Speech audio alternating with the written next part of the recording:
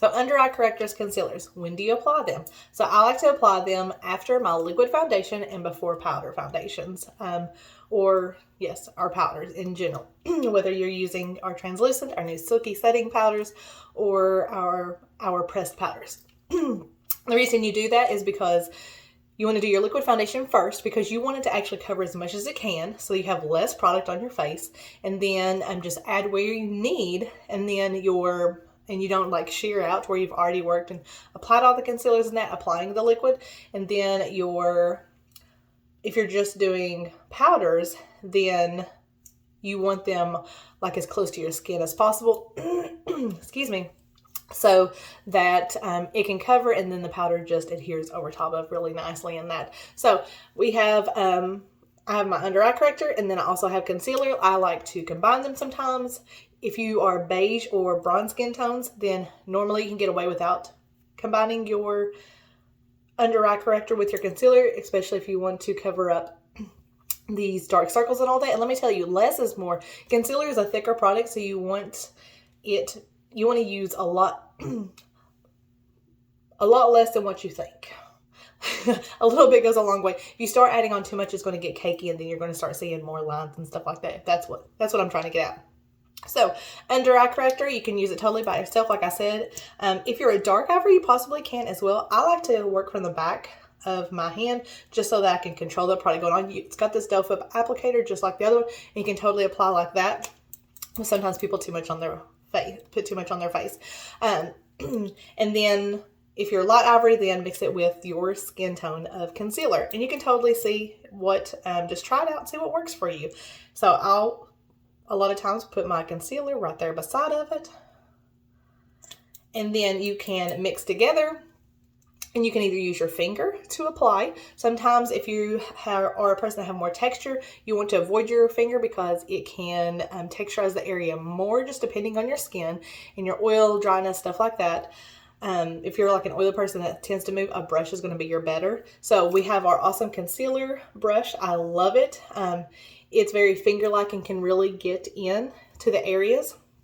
And it's a synthetic bristle, so it can do liquid, powder, any of that. But it is amazing. I love using that. And then another out of the box, if you just need just a little coverage and you need it kind of more, not necessarily sheer, but just very light applying, then you can totally use our blending brush. And depending what you've got going on. So I've got this on my hand. I'm going to mix a little bit of it together. Not all of it, because I know I'll need some other concealer for other places I may want to cover. And I just use the back of my tool. And what I'm going to do is just come in to that nose area where I know I'm going to have more of that blue and the purple and all that. You can kind of go in the trough area if you need. And then sometimes people have the blue line where it almost looks like eyeliner. And you can gently, just literally a little bit, goes an extremely long way. If you get too much, pat it on your hand or a towel. But then you're going to go right underneath into that lash line a little bit.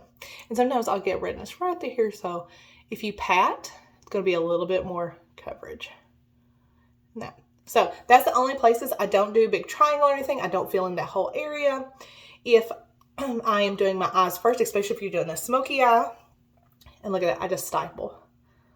Then I'll do my eyes first, and when I'll come in, I'll go ahead and apply the liquid or this concealer, and I'll just pat it on my eye, and then I'll continue on with whatever eyeshadow look I'm doing. Do you all see that difference? Like, even though like my hair's here, this is not the shadow of my hair. This is just a little bit of a dark circle that I have going on. And dark circles can come from sleep. It can come from genetics. It can come from your eating habits. It can come from allergies and that. So don't be aggravated if you do have them. Some skincare can, depending on what's going on, can reduce them or even possibly get rid of them for the most part. But it just depends what your situation is, what your skin, where it's coming from, and that.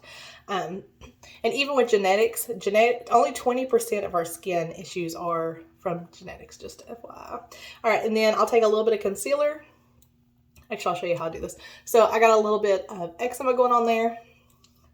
So you can totally do light, or if you have like an acne bump. So your concealers may not always stick right away. you may have to layer them. And some, especially if it's an open one, then you don't need to be putting products on and all that. But less is more, because sometimes the more product you put on it, the more like people are like, oh, what's going on with her face right there? Because it looks more cakey in that. So what I'll do is, like, I literally, I don't know if you can tell, I just have a dab on there. And what I'll do is just lightly blend in the concealer in that area. And I'll start with just a little bit. You can always add on. And you're going to see it just a little bit just because I do have some flakiness with it going on where it's drying out. And that's where right through here I use actually